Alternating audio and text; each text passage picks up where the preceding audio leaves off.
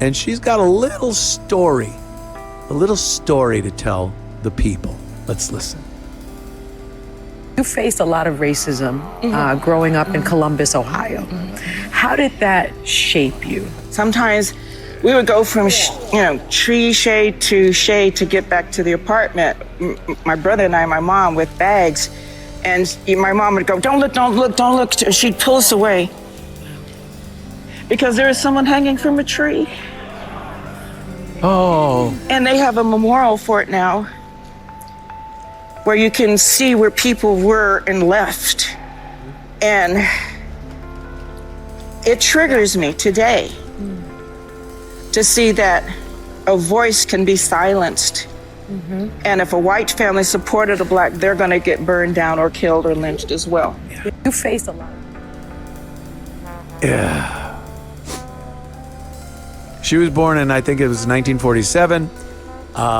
She was a child in the 50s, the 1950s in Ohio. And she's claiming that she saw her mother made her shield her eyes from a black man that had been lynched hanging in a tree in Ohio in the 50s, 1950s. The last, and of course, you knew there was going to be statistics, you dumb fat. The last lynching that took place in Ohio is in 1911. 1911.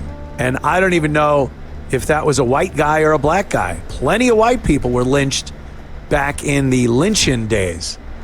A lot of white people were lynched.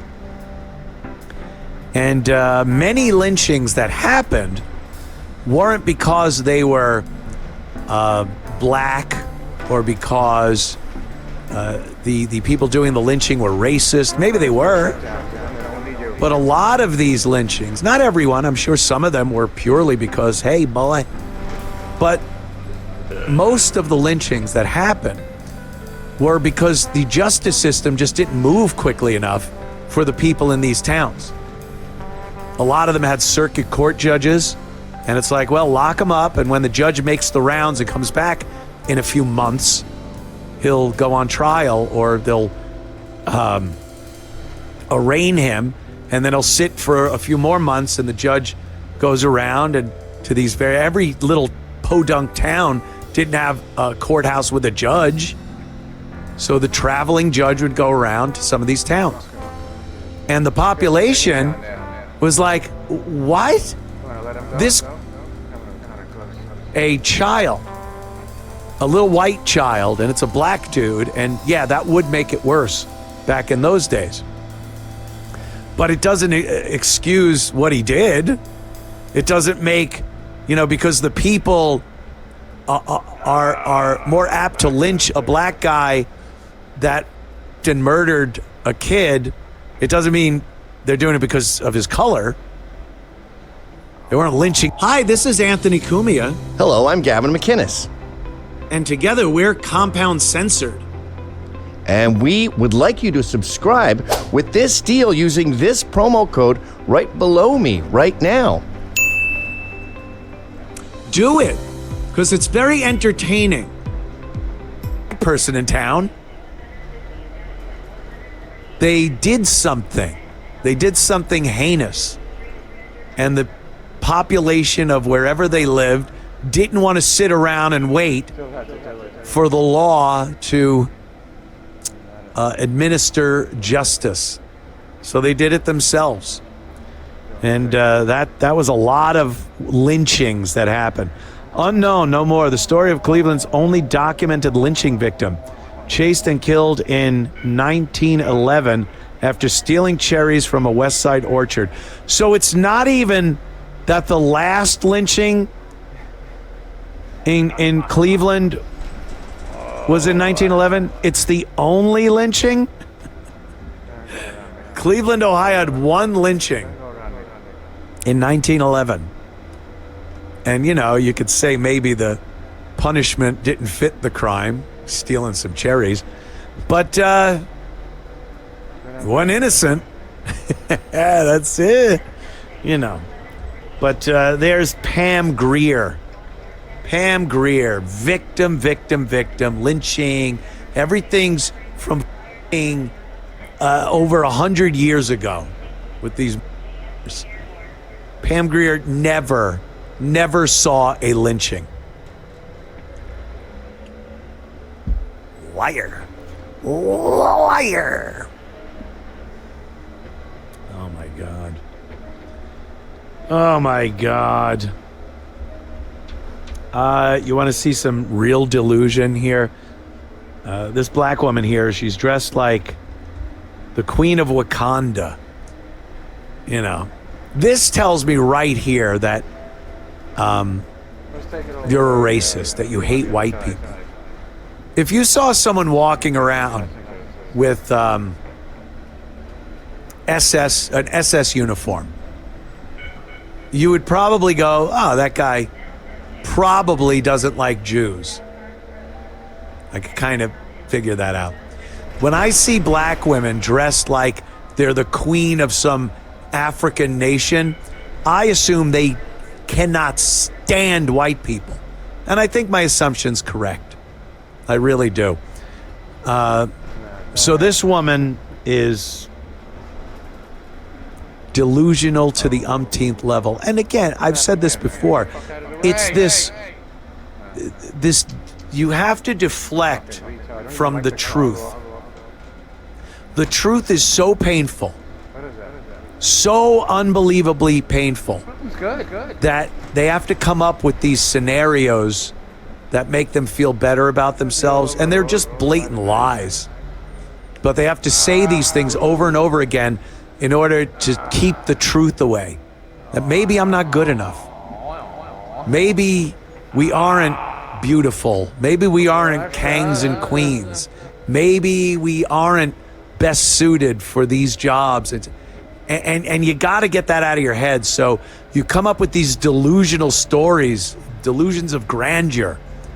And these days, you will get liberal white douchebags and their fellow black people to just applaud it and go, yes, yes. As this woman talks, I think there's like a few black people listening and watching, and they're like nodding their head. I think it's this clip.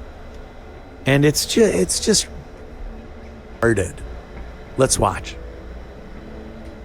You know, I just see it happening. 5 years from now, 10 years from now, 20 years from now, little white girls and little white boys are going to wish they could be African. They're going to wish they could be black.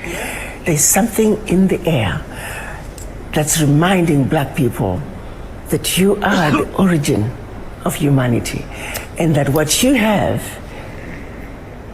the black skin, the pigment, is that sign and symbol of originality. And it gives us the authenticity that we have, something that, and I may be looked at as a racist, but I'm not, but Yeah. it is really a fact, that It's a fact. we have a certain resilience, there's a certain indestructibleness about us that can only be found in the original thing. And us being the original people, all of it is exemplified in who we are as a people. Our people are beginning to appreciate that and are beginning to stand up tall and be proud of it. But when you see it happening in your children and your grandchildren, you can actually sit back and say, yes, I did it. Somehow, they're finally hearing me. And when I tell them, you are it, you are the McCoy, you are the original mothers and fathers of humanity, stand up on the tallest pedestal and tell the world who you are. Tell the world who you are. I watch enough videos where they're telling the world who they are. In McDonald's, Chuck E. Cheese, I see it all. Little white girls and boys are going to be wishing they were African, they were black. Do you really see? Maybe if we continued on the Biden era of telling little white kids that they're pieces of. We already have some young white people that wish they were black. We call them wiggers. That's what they are, wiggers. They sound it. They're all gangsta. And they try to be tough. They listen to hip hop, and they're pathetic. They're laughed at by every other white person. And black people laugh at them too. Wiggers are hilarious to everybody. So maybe she's talking about the wiggers. But truth be told, I can't really imagine a lot of young white kids wanting to be black. And the women that are nodding, I mean, they need to be reinforced with some Wakandan queen woman like that every so often, because all they see are their people behaving, and women that look like them, if not them, but women that look like them, causing problems everywhere they go. So they need this woman to go, and you are the queens, and you are the original women of... Wasn't there this thing that black people were saying a while ago that white people have had this advantage, this head start, they've called it, a head start on black people, and that's why they have this privilege, and there's a need for equity because white people had gotten this head start? If you're the original people, shouldn't you have had many, many millennia of a head start to progress through evolution, to progress through innovation and looking at things and figuring out how to make boats? You were the original. And what, did you just sit there? And then when somehow white people turn up, they immediately start farming and agriculture and livestock and boats, shipbuilding, exploration, trading, the industry, even though they weren't the original people. So how did the black people not have that head start on us? I'd love to hear her answer to that. It is because you people... the oppression? Is that what it is? Because we oppressed you? How could we do that? You're the original people. Oh my God. It's not Black Thursday, so I'm not going to just do black stories. And we haven't, as of yet. But this is... these white liberals that are showing up at these protests, they're anti-ICE, and they want to be important. Their lives are so dull and boring. They're such nothing.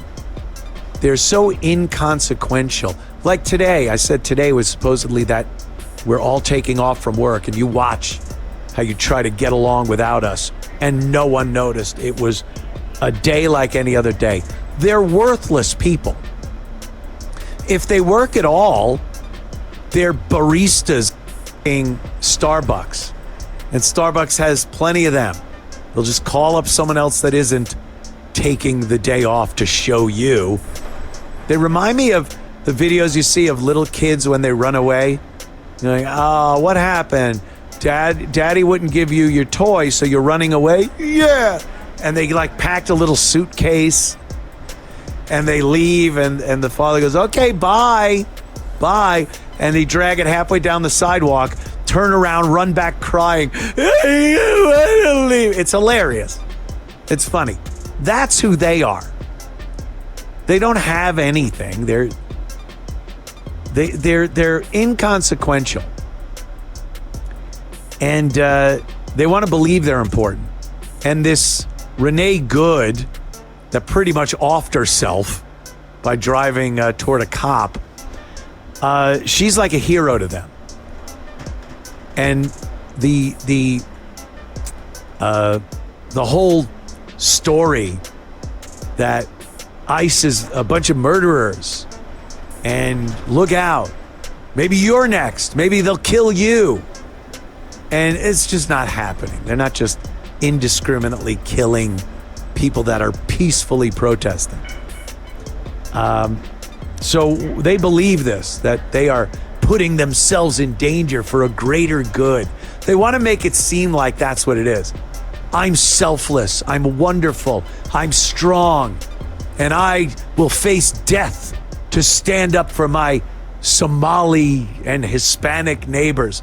No one's gonna shoot you, you dunce. Don't drive into cops. You will not get shot.